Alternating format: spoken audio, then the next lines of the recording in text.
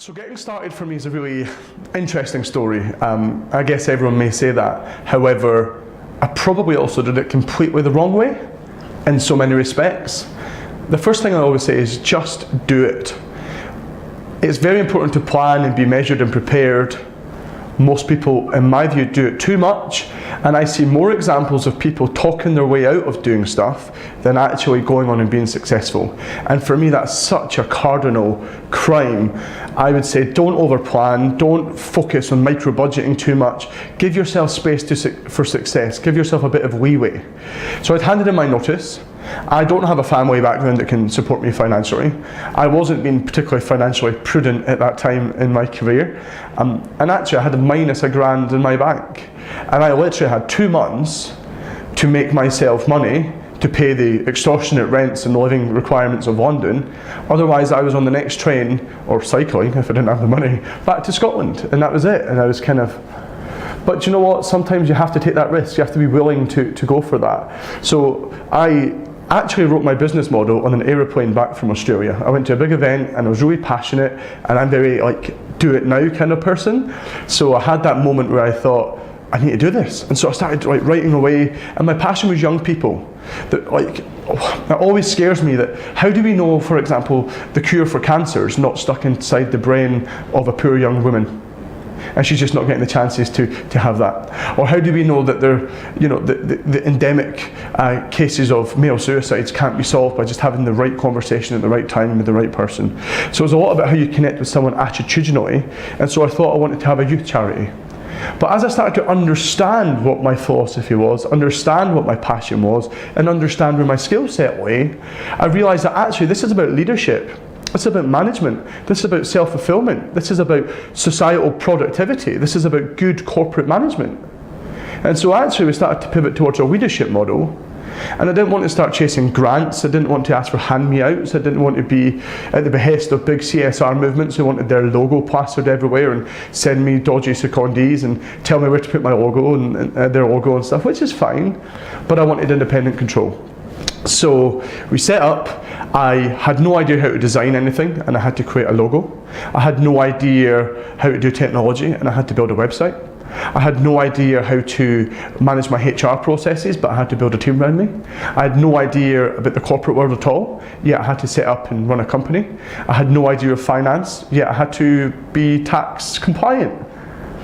And sometimes people say entrepreneurship is a bit like jumping off a cliff and then you Google how to fly. I very much jumped off the cliff, and then I'm trying to figure out, how do I do this? And I did it the wrong way. There was no real strategy, there was no real budget. I kind of constituted the basic minimum requirements in company's house. Then I knew you operate for the first year before you have to do anything with money. And then on your first year you get a half a year leeway, so you have 18 months before you have to worry about tax. So I just put that in the back of my mind and kept going. I got myself a company account through the bank. I got myself a logo from a friend, and I set up the worst website you could ever imagine on myself. And I struggle to log into Facebook half the time, so you can imagine. And then I realised, okay, I have a vision, a presence. I'm in the ether of the world. Is that changing anything? Not really. And I think this is where sometimes we get lost. Your business is only as good as you are at the beginning. And actually I realised my credibility is not coming from a corporate credibility, but from a personal credibility. So I really had to use my own sense of character, my own ideas, because I'm a service-based industry, not a product-based industry, so that's a really important difference to make as well. So my overheads are minimal, there's very few large technological or advanced processes to go through, so I can afford to be a bit more fleet of foot or pivoty than perhaps, I don't know, a big technology company or something. And so just use my existing contacts and started to slowly grow that way. Word of mouth, getting to know people, proving my worth, I was only as good as my last training program, things like that. So that's how we slowly started to grow.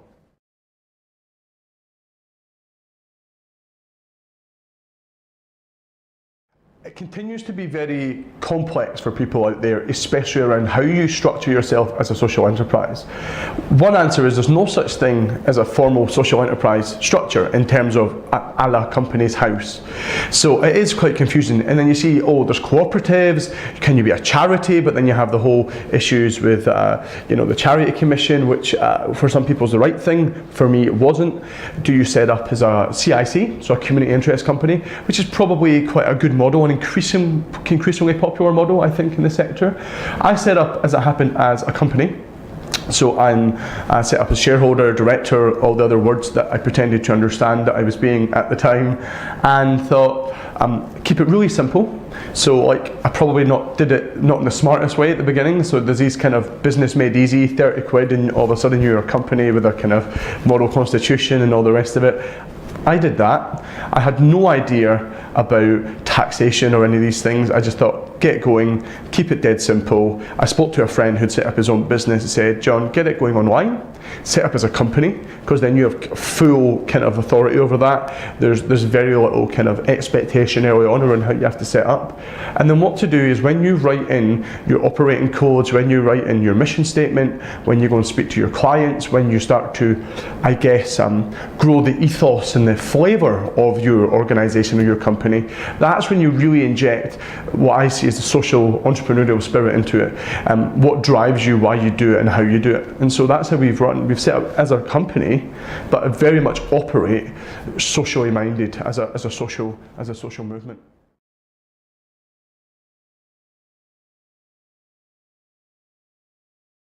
So investment, we think of money.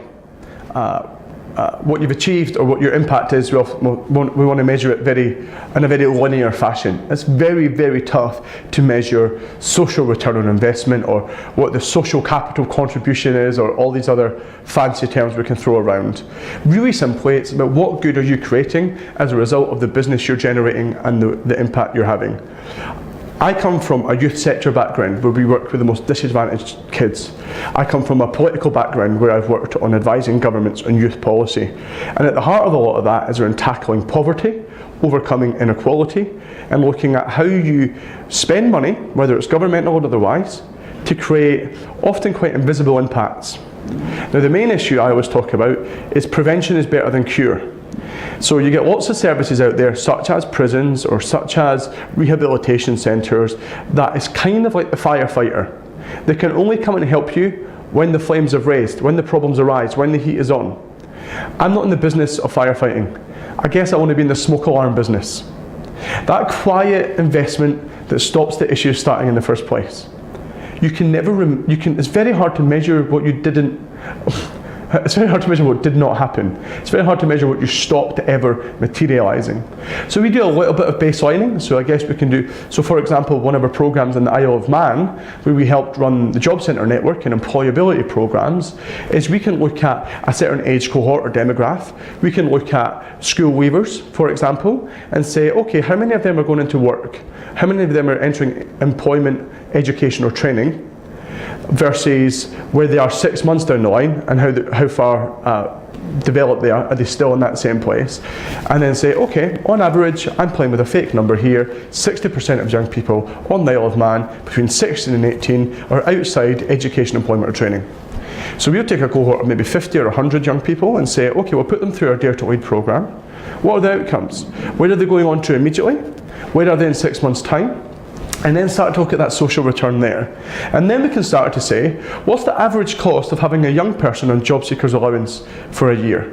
What's the average cost of a young person who grows up in a part of the UK today who's still more likely to go to prison than university? Numbers change, but it's something like £66,000 to have a young person in prison for a year. That's not only bad for them, that's not only expensive to the exchequer, it's dreadful for the net worth of their potential. You're also losing out in taxation. You're not having people who are renting a house and generating the economy and all the rest of it. So it can get very big, or you can keep it very simple. We keep it really simple. And we're really upfront as well with our clients. And that a lot of what we do is experiential and anecdotal. and that is immeasurable in terms of the social return on investment. When you have young people testifying for you, when you've got people in big companies. Just the other week we're running leadership and communication training, and we had the client come back to us and say, we completely changed our approach with one of our potentially most valuable clients. We took on board the models you looked at us, and we've now got our largest contract we've ever had in Wales. So there's ways of looking at that. Now that's not so much social return, but again, if you offset that financial model to that, it's very hard to get that balance. But what I'd say is, don't sacrifice the good for the perfect. Know what you're good at, measure in a way that you understand it, and go with that.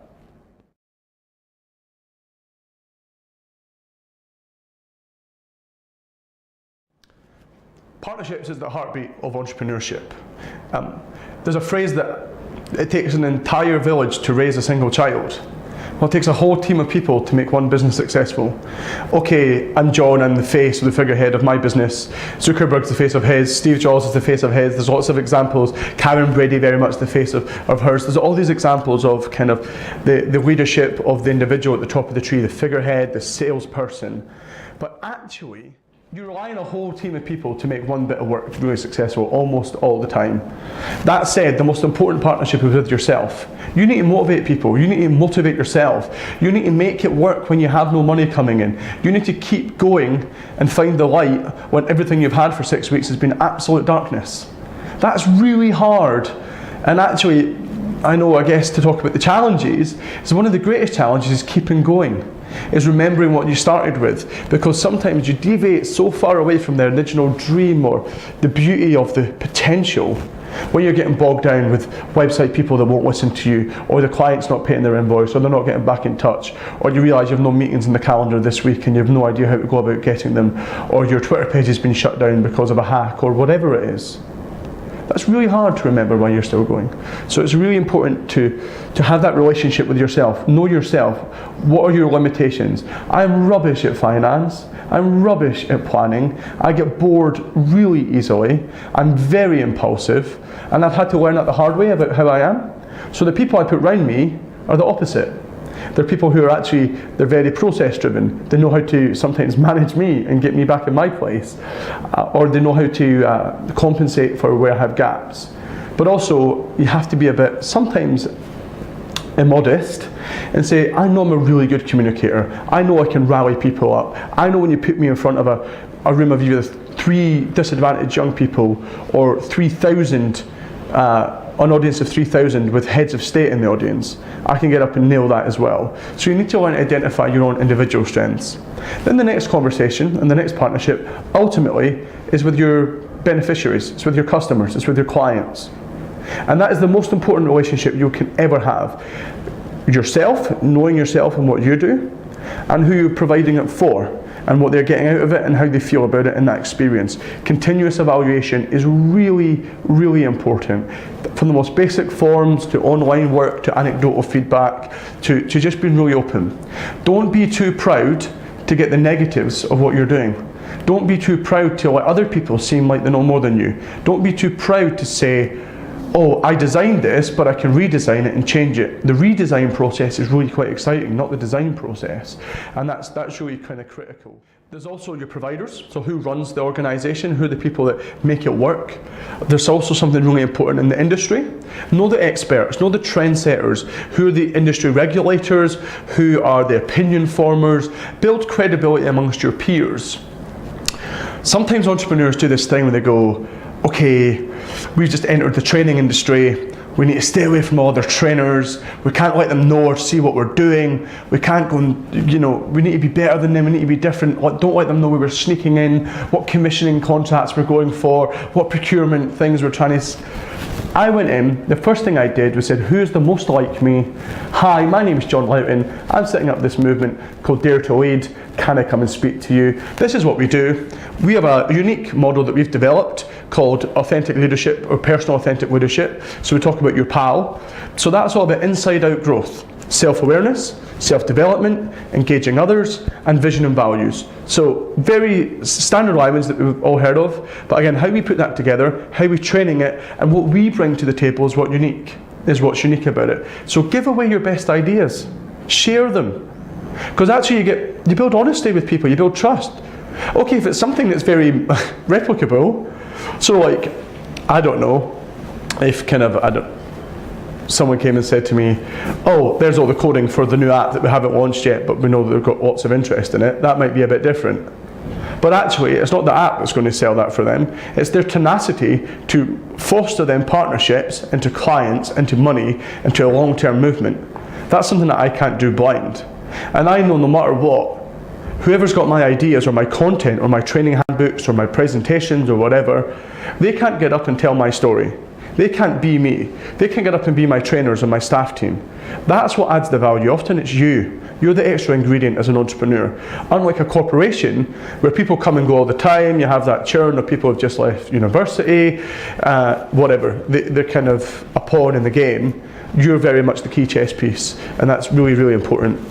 So surround yourself with other people. Go and speak to your biggest competitors. Understand them. It's immeasurably useful sometimes what happens. And actually, although we were fresh into the market, some of our money's been made from our greatest competitors who wanted to bring us in to work with them. Or they've come and said, you know what, we can't manage this capacity-wise. Could you co-deliver? So what should have been a competitor has become an absolutely complementary practice.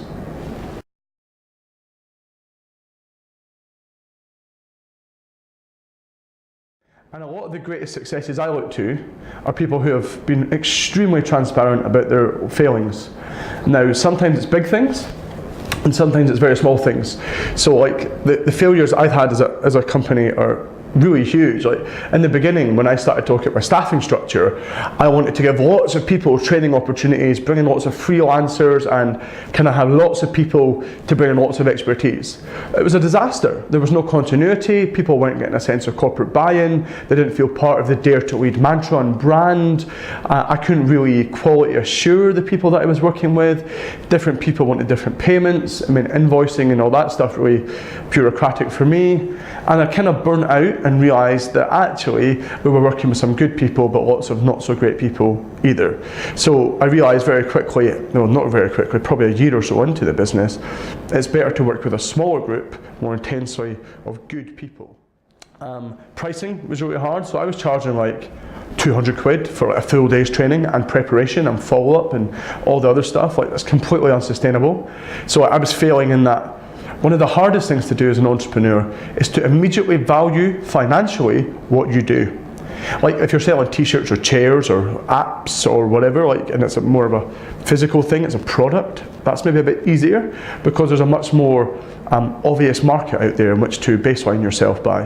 But if you're running motivational speaking and you're speaking at events, if you're putting yourself out there to host conferences, to be a consultant, although I hate that word, to do training, I guess you're only as valuable as you're willing to believe you are, and what price tag you put on your own time, and how willing you are to go out and convince other people of that and prove your worth. So I realised actually we have to have a much higher price point and not just give it away because you don't want anyone saying no to you.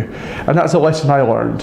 And sometimes the worst services are the ones you do the cheapest because there's no value either way. You're like, oh, I'm doing all this work for nothing, and your client's thinking, there's no direct value I'm attributing to this. It's kind of a freebie, like, may as well not pay anything sometimes. And now that we've sorted that out, it's in a much better place in terms of how we're able to work as a business.